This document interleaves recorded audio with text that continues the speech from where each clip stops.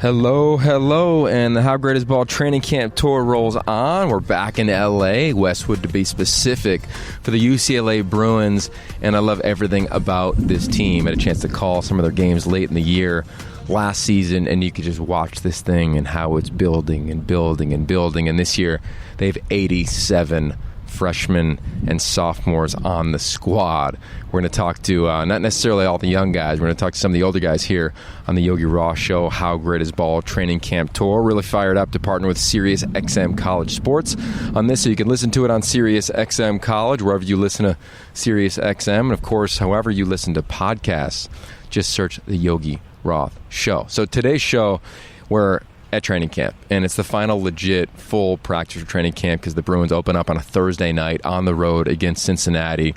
Had a chance to not only watch practice but also talk to a couple players afterwards. Joshua Woods, the linebacker, coming off of a knee injury. He's an amazing young man, Josh. He's got a great story. I think you're going to really love his perspective on the game. Then we talked to Martell Irby, which might be one of the most interesting and compelling student athletes I've been around. He's got a skill set that you may not necessarily be aware of. We'll talk about that. And then Wade Lee, the punter, happens to be 31 years old. Yes, another one from Australia. Kicks with both legs, can do a lot of different things, but his path and his journey is what interests me the most. So I'm going to get out of the way. Josh Woods coming up on the Yogi Roth Show, How Great Is Ball training camp tour, right here from UCLA. Training camp is pretty much ending, as is this training camp tour, but it wouldn't be fitting if I didn't sit down with linebacker Josh Woods of UCLA. Appreciate you taking the time, man. Thank you for having me, Yogi. You listen to podcasts? Sometimes. Yeah, what do you listen to? I'll listen to, usually it's like sermons and stuff like that, changed into podcasts. And then like podcasts turn to YouTube videos, so like the ETs and the Inky Johnson and stuff like that. Yeah, no, that's cool, man. I've been asking around. It's been interesting to get different responses. Some guys are into podcasts, but some guys haven't. So anyway, that being said, regardless of if you do or do not listen to podcasts, the most important thing is that you're playing. Yes, sir. What was the last year of your life like? Because I imagine it's different than any other year. A year ago, it's been over a year now. Got my knee rolled up on it midway through a practice. Confirmed after that I had torn 2 ligaments in my knee. And because of the damage, they had to rush the surgery. I had to get an immediate surgery that next week. Because usually we have ACL, you wait for the swelling to go down, you get the range of motion in. So it could be 2 weeks. For normal people, it could be months before you get that ACL surgery. But how bad my MCL and ACL were, they rushed surgery, so it's still swollen. So got my surgery. They didn't let me go to the first game. I wanted to go watch my brothers play, but had to watch it at home. But it was just tough. And I mean, even before that, I'm coming off a shoulder injury the year before, off the field. Before that, my grandma died, shoulder. Tyler Alinsky, my former teammate, took his life. And then my knee, it was just like a series of unfortunate events that just kept happening, and I just keep trying to persevere and overcome those things. Did you ever think about, all right, time to just move on? I've dealt with a lot in this football thing. Yeah, I had plenty of those conversations. I remember as soon as it happened, I told my dad, I don't think I want to do this again, just the whole recovery process. And I told Chris Barnes a few times, I don't know, this might be it. I might just try to go into being a GA or just continue on my life. I don't know if I'll ever be able to come back and be the same. So those thoughts were every day in the training room, just constantly thinking, if I'm feeling like this, how am I going to be back on the field? How am I going to run again when I was having trouble just standing? It was just a struggle. So what flipped the wonder switch, per se, back on for you to kind of enjoy the game that you grew up loving? I think, honestly, my dad, he said, whatever you want to do, I'm here for you 100%. So him just motivating me and pushing me. And, dads, they go in the archives, show you pictures of when you're little, just keep you motivated. And then just being around my team, guys like Chris Barnes, guys like Kobe Walsh, just Kenny Churchwell, some of the other guys that have injuries or were going through things, just looking at me for encouragement. And I just was like, I'm going to just use this to impact others, to if people can see that Josh is overcoming this, I can overcome something too. Wow. Okay, so here we are, end of training camp, a little over a year later. Yeah. Where is it? I don't want to put words in your mouth, but if your love for the game, let's just call it, was a 2, where is it today? And if it wasn't a 2, please tell me where you would say it would be on a 10-point scale. Love for the game, definitely over 10. Yeah. And where did it come from? Love for the game. I've been playing since I played in an indoor flag football league when I was 3 or 4. Started playing in pads when I was 6 or 7. Just at first in flag I was good because I was fast, and then when pads came on I wasn't really the best, and then I don't know, something switched over where I just started becoming one of the guys, and the guys that could just do everything on the Pot Warner team, and then it just continued to translate as soon as I got older, and then I stopped playing other sports and focused on football, and it just became a thing. I felt that it was the path that could take me the farthest. Me and my dad sat down and had a conversation midway through high school, you need to pick one path that you think can truly take you to college and hopefully into a professional league. And I stopped growing, so basketball was kind of out. That was all of us. Especially for my play style. I couldn't be a power forward at 6'2.5". So, and then in track, guys started getting faster, and I wasn't my long jump wasn't I wasn't the longest anymore. I was seeing guys like Adoree Jackson jump out the pit, so I was like, football is the one. And then I actually was gonna play running back, continue on, and then I think senior year I started putting that away, and then started playing linebacker. So back to where you are today with the love for the craft. You said bigger than 10. Bigger than 10. I love every part of it right now. I think the thing that gives me the most joy is being the old guys, just being with the younger guys and showing them the way. And when they're having bad days, I can be like, I was in your shoes. It doesn't seem like it, and especially the way I execute and the way I know how to do everything. I know all the ins and outs of defense.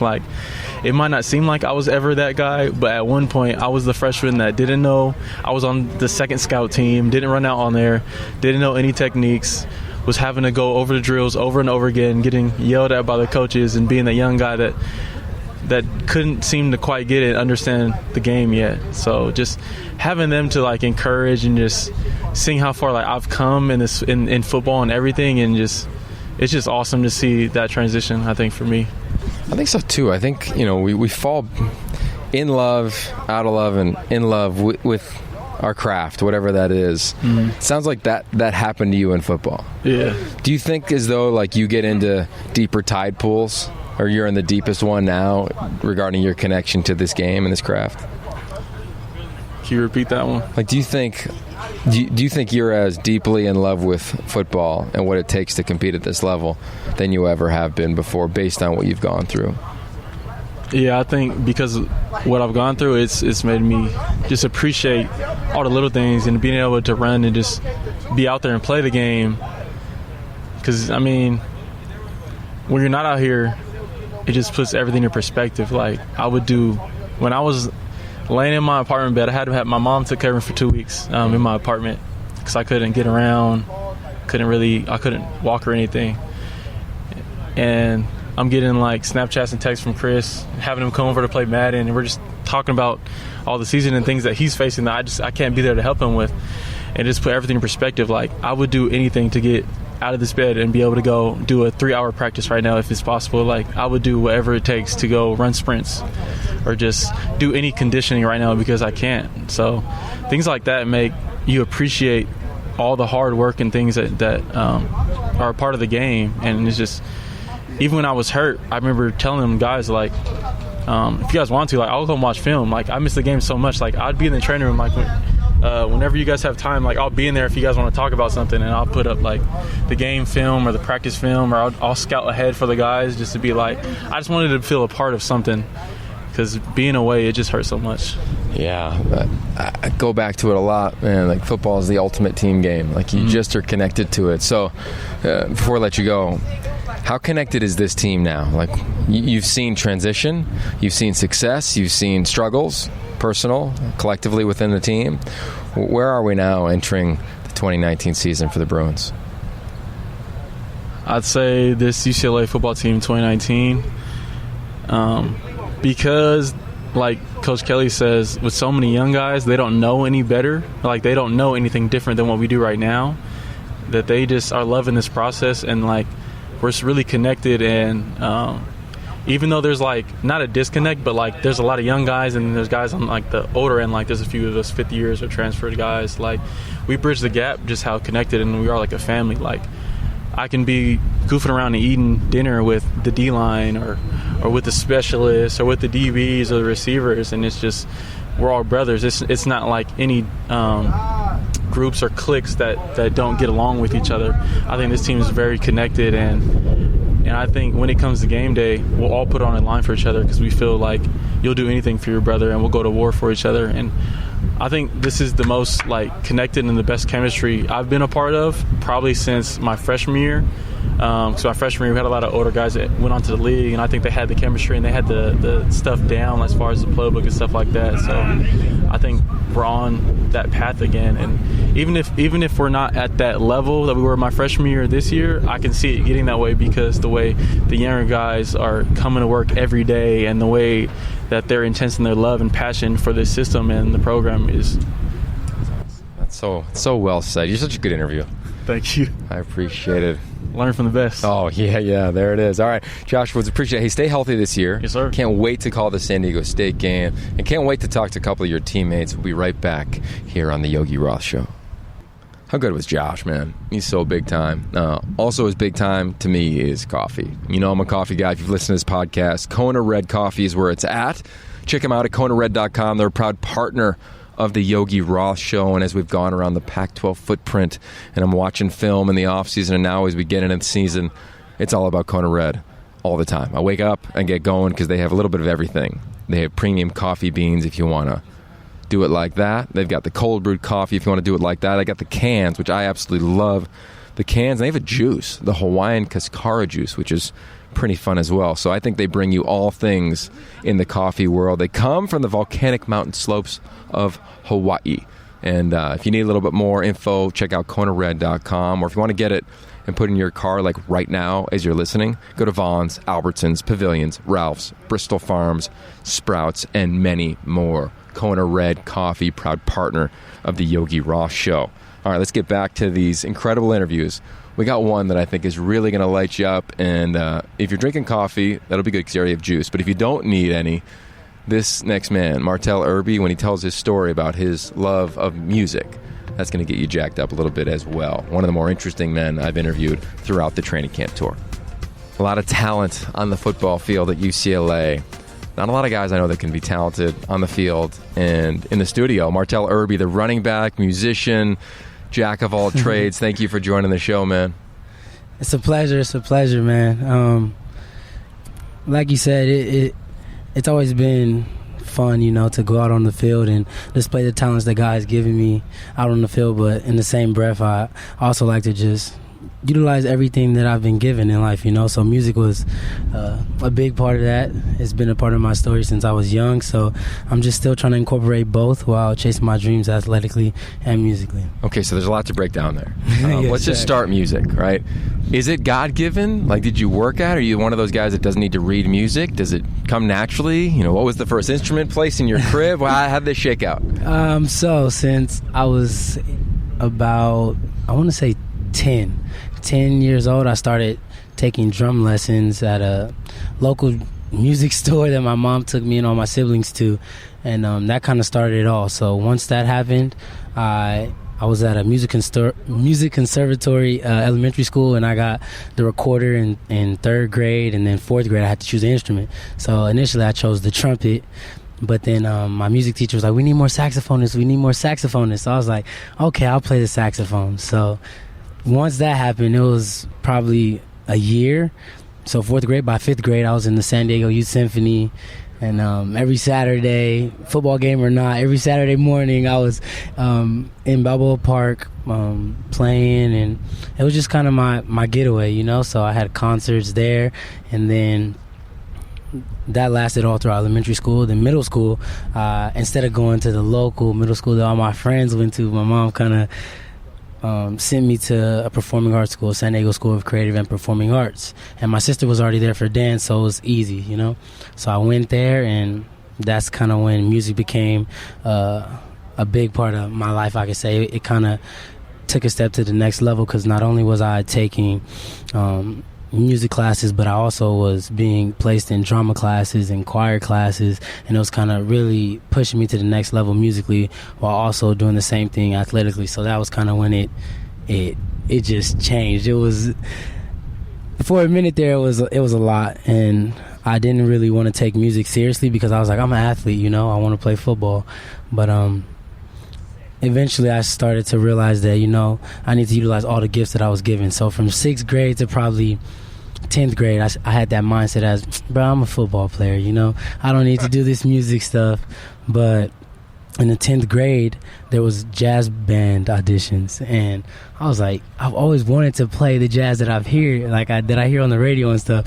So I auditioned and I got in, and that was when it all, like, I was like, okay, I like music. I can't just push it to the side. I can't act like it's nothing, because that was when I started to learn how to play over chord progressions, learn how to improvise, and it was like really, it was more soulful. It wasn't just like, oh, I have to play the saxophone. It was me being able to express myself, and that kind of took it to the next level musically. So from that point until now, I would say I have the same mindset as for music, and it just helps me get away. Bad days, I just go and just forget about it all, you know, just try and play. And I need to play more, I said that, but just especially high school senior year, I was playing a lot. That was probably the most I played. The musicians that I was around in my jazz band was just crazy, and they pushed me musically, and they all knew that I played football. They were like, Martell, but you can be a musician, you know, you just got to take it serious. So that was kind of what I focused on, and the rest is history. I just got to keep practicing, keep pushing myself. I know one day God will bless me with an opportunity to show it, you know. So how is it? Because I think a lot of athletes, or not a lot of athletes, but a decent amount. Mm-hmm. I was in the same boat. Grew up in a performing family. Everybody was an actor, played music. Sister and brother, awesome at piano. I played it. And then at around 10, 11, I was like, I'm going to go play all the sports. I'm not going to play music. And then, like, the one of the very few regrets I have in life is, like, not picking it up. Like, I'm very average at the guitar today. Mm-hmm. I'm very below average at the guitar. But why do you think? Like, do you think it's something culturally? Do you think there's, like, societal pressures that we think are there? Or were they really there for you to say, you know, I got to go be a jock versus I'm going to remain in the arts? Different form of the arts. I personally feel as though it was just, I was different, you know? So being different wasn't always something that like people where I grew up wanted to be. We just wanted to fit in. Everybody's playing football, let's go play football. Everyone's playing basketball, let's go play basketball. Oh, let's go play the sax. We're like, I don't know about that, Martell. So it was just something that it just set me apart. I would miss certain things like the kids were doing in my neighborhood, like, oh, I gotta go to youth symphony, or I'll miss the days outside where people were playing all day, and they're like, Tell, where were you at?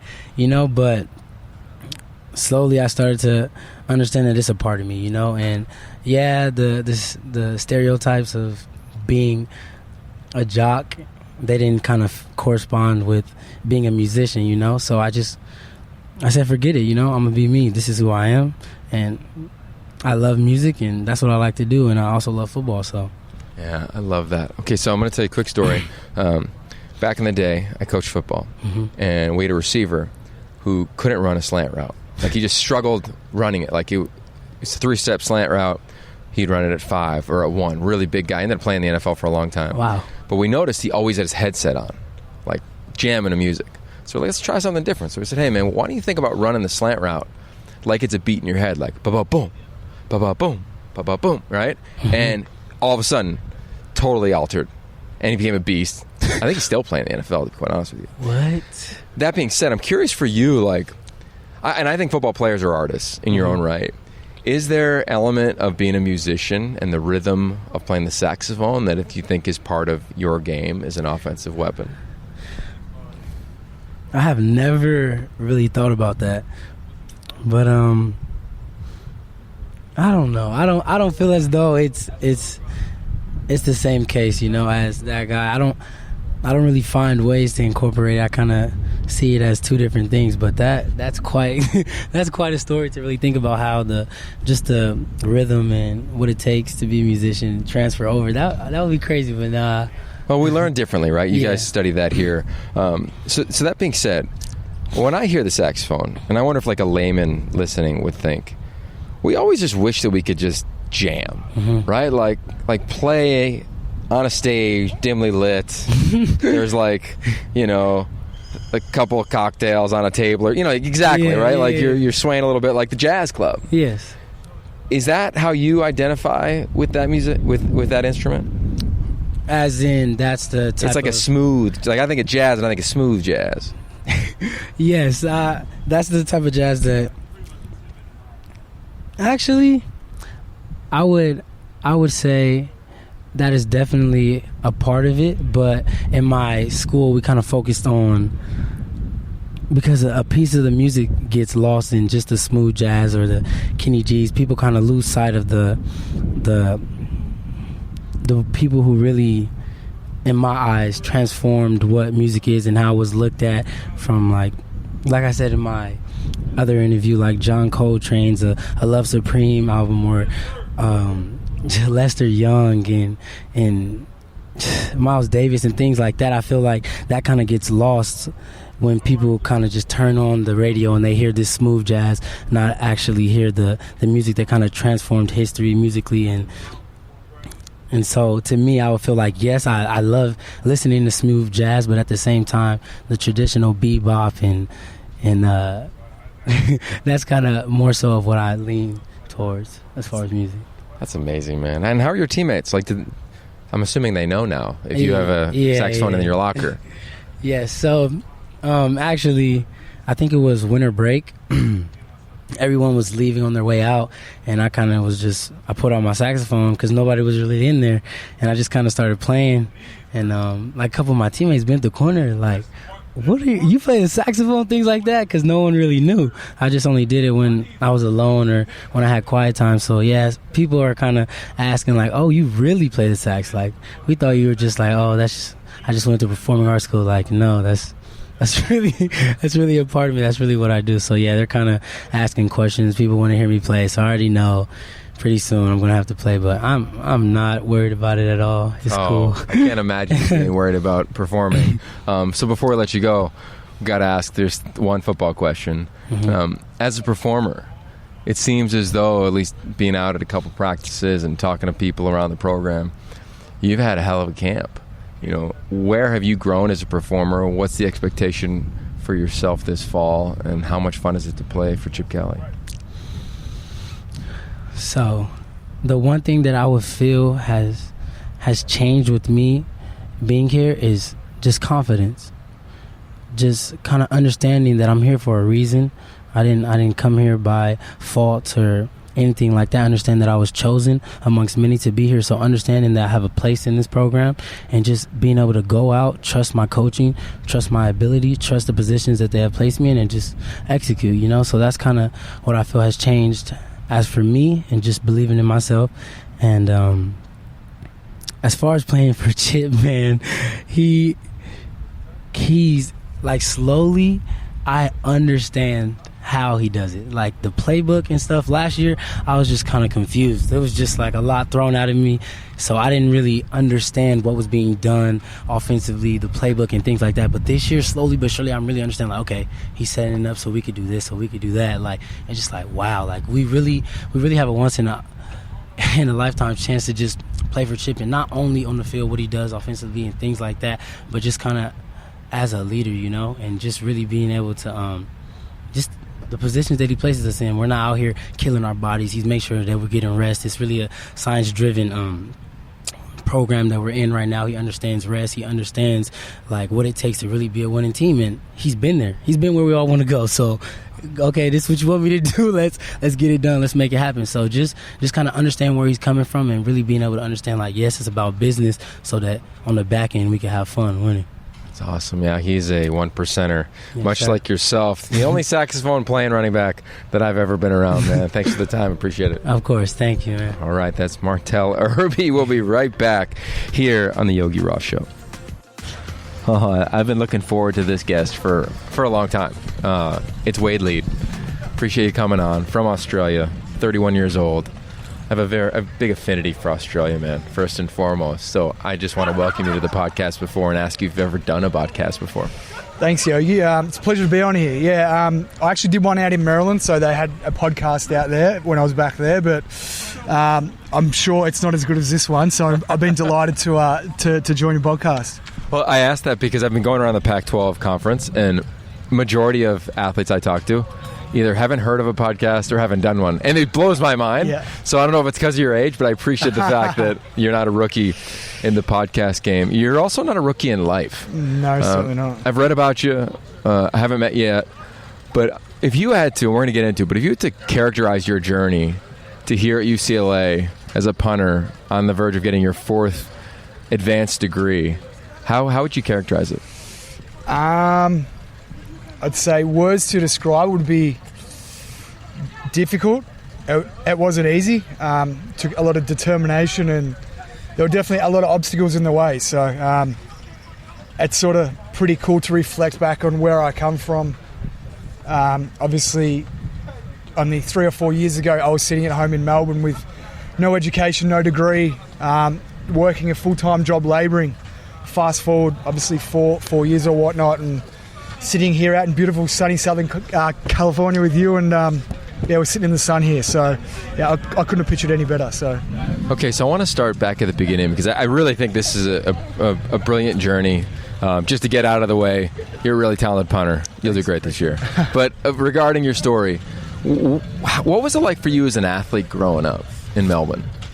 So Australia is pretty much predominantly, like, their main sport is Australian football.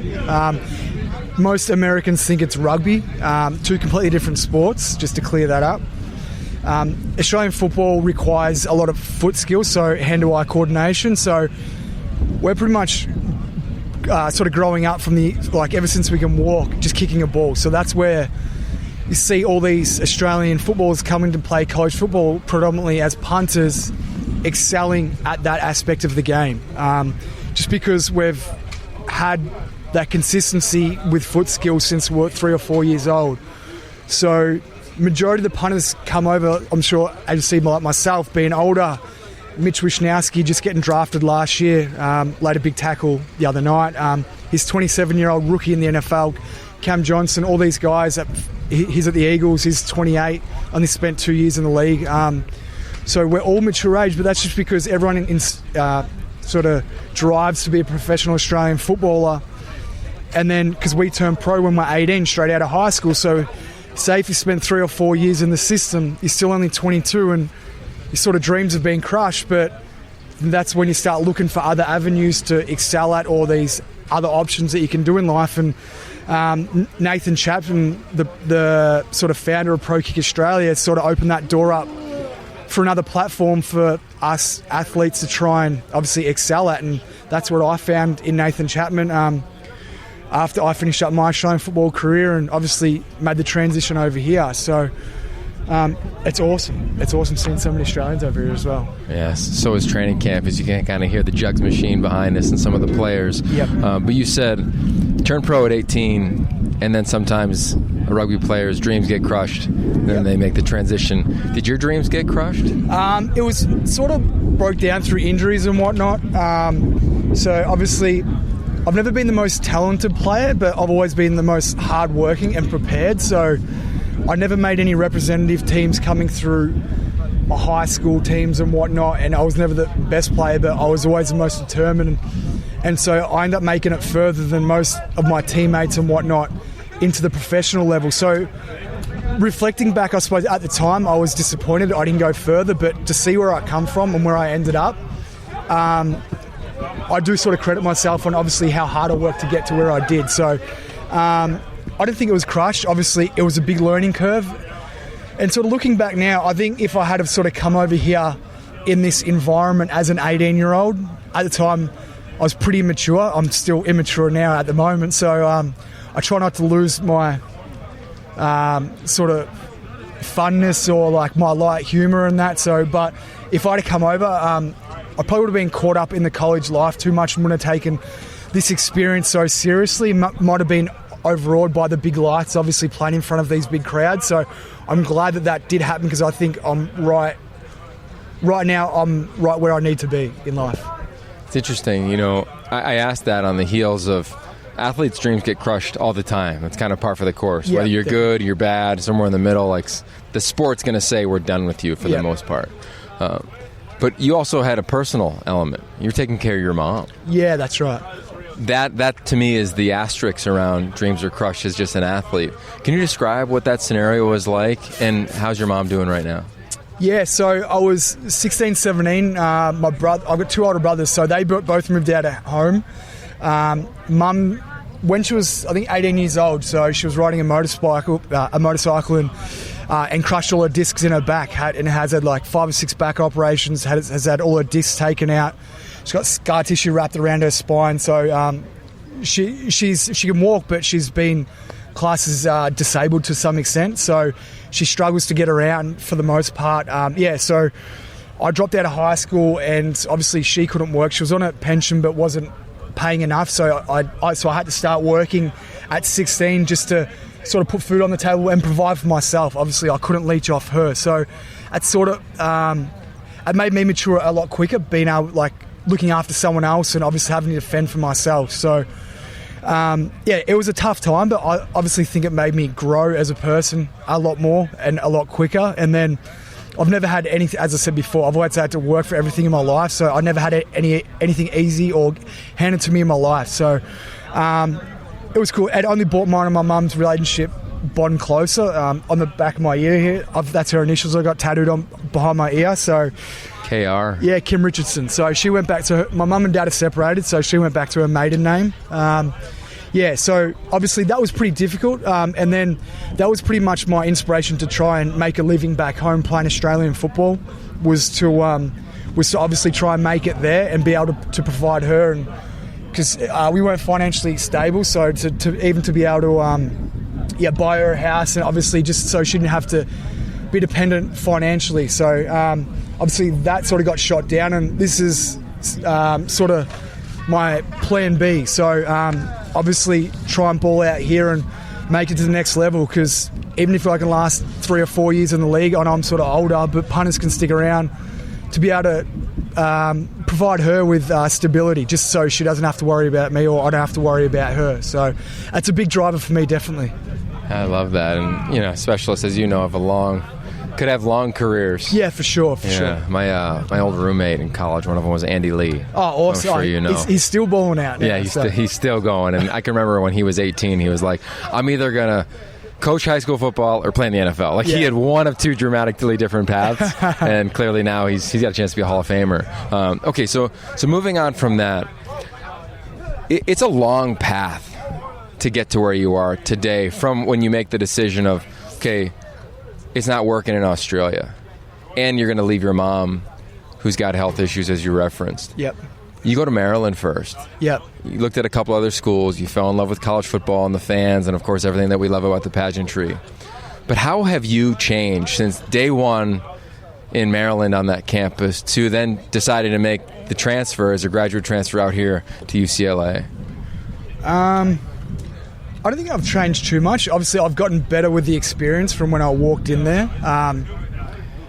I learnt a lot from the coaching staff there, under Coach Durkin and that. He was great to me, and all the coaches there, so I had a great experience with them. So he provided and sort of gave you a path for life after football, and that's what. So I just got married just obviously a month or so ago. So even now, if I don't make it, a lot of sort of the strategic planning into coming here as well was I was never going to stay in College Park or the DC area. Caitlin and I were never going to stay over there, so it was more about trying to get over here. One, being it closer to Australia. It's only a 14.5-hour flight rather than a 25-hour flight, so both long hours, but it's still an extra 10 hours off. And also sort of LA being in the hub of sort of everything, obviously, like entertainment, obviously, like just a different industry, sports, real estate, everything. The connection, obviously, how prestigious UCLA is. So that was a big movement for Caitlin and I to try and move here. I didn't even know if there was even a spot available here, to be honest. So it was a bit of a Hail Mary, but anything in life I sort of want to do, I go guns blazing for, and it seems to work out. So I just go full steam ahead, and it's worked out. And obviously, my experience at Maryland was good. Obviously, my last year, it was a bit sort of turmoil, and there was a lot of stuff going on, but I've got some great friends that have come out there, and even when I told them that I was leaving, they totally understood. They were happy for me, and I've got lifelong friends coming out of there. So I left there on a really good note, and I'm happy with where they're at, and they always send me a message all the time, just seeing how I'm going, and we can catch up. So it's good. Yeah, college football is great like that. Yeah, I can. I love that about you, and congratulations on being married, you and Caitlin. Appreciate it. Yeah. I also got wed this summer as well. Oh, so awesome! It's a hell of an off season for both of us. Okay, to the football front for you. Yep. You make it look easy. Kick with both legs. You can traditionally punt with the spiral. You can rugby punt. Is it easy? And do you know that like you have this like ninja arsenal in your back pocket of what you can do as a specialist?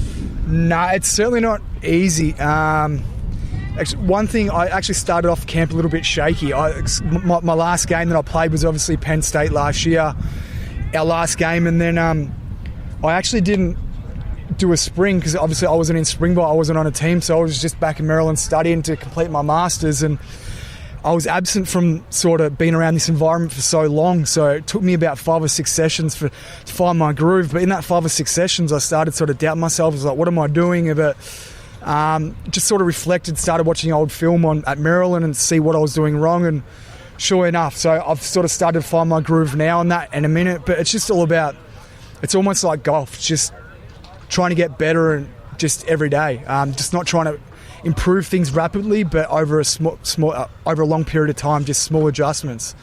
But it's obviously, that's one thing Australians do have, is the versatility of hitting that rollout rugby to rolling out right or left and hitting it opposite way and doing all these funky stuff. That's why I see a lot of Australians transitioning into the NFL now, because just the appeal, that factor that has on NFL teams and the versatility. So, I wouldn't say it's easy. There is a huge mental aspect of being able to talk yourself, and it was awesome. So one of the speakers we had the other day, Coleman, ex-Navy SEAL and whatnot, and one thing that really stuck well with me with him is he's like, we asked a question about pressure, and he turned around and said, you should only feel pressure if you're underprepared. And I was like, man, that's awesome. So I took that in, and every day now, I'm out there getting 100 to 200 touches a day on the ball and jugs machine, just doing little things. And then even today out there, I got a little bit nervous in punting. I was like, well, I'm prepared. Like, I've done everything I've needed to be, so there's no need to be nervous. And I was out there obviously hitting well, so it just takes that edge away. So that's amazing, man. I love what Coach Kelly does for you guys off the field, developing with all the people he brings to offer you guys different resources. All right, so before I let you go, I'm going to broadcast your game against San Diego State. Yep. So I learned a new word preparing for this interview, that punt in Australia means to gamble. Yeah, that's right. So if I'm like, and he's going to go gamble back here, that's going to mean punt. I've got a quick funny story about that. So when I actually told my mum that I was about to come over to America and punt, Mum originally thought, she's like, what, you're going to America to gamble?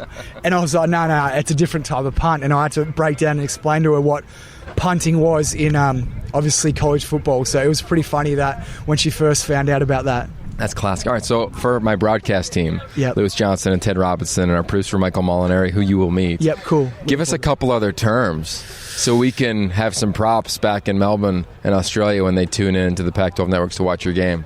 All right. Somebody makes a great play, great catch, great tackle, great throw. So if I launch one 55 yards, you can say that was a bloody ripper. Okay, I love that. I'll say that was a all ripper. Day long. What's another one? I'm trying to think. You sort of caught me in the moment here. So I was going through funny Australian slang this morning with Matt Lynch, but some of the words probably shouldn't be broadcasted. But, yeah, that's fair. Don't get us fired. Yeah, no, you've... I'm trying to think. Bloody Ripper's good. I mean, we can hang with that. If you have any more, hit us up. Yeah, so I'll shoot you through some. Obviously, I'll get your number, but I'll have to. You caught me on the spot there, sorry. Well, I'm excited for you. I can't believe you're about to get your 4th degree based on my research, man. Yeah. I wish you the absolute best in that, and I'm so stoked. I mean, we're by the time this comes out, we'll be less than a week away from your game, Wade. Perfect. Looking forward to it. Can't wait to get up there against Cincinnati. Well, there it is. The day ends here in Westwood on the campus of UCLA. I love this new facility, man. Looking out at the practice fields right now, training camp has ended. They're clicking into game mode. They got Cincinnati coming up in less than a week. Can't wait to watch them go on the road to kick this thing off because I love this team. Not only with Dorian Thompson-Robinson and Joshua Kelly, statistically one of the top 10 running backs in the country, returning this year, his senior year. His story from being a walk-on, coming from UC Davis to balling out for the Bruins is clearly one for the ages. But overall, I think the theme of this team is going to be one that's really impressive because I think it's competitive. You know, this is a team that has 87 freshmen and sophomores. Yeah, think about that. 87 freshmen and sophomores on the roster.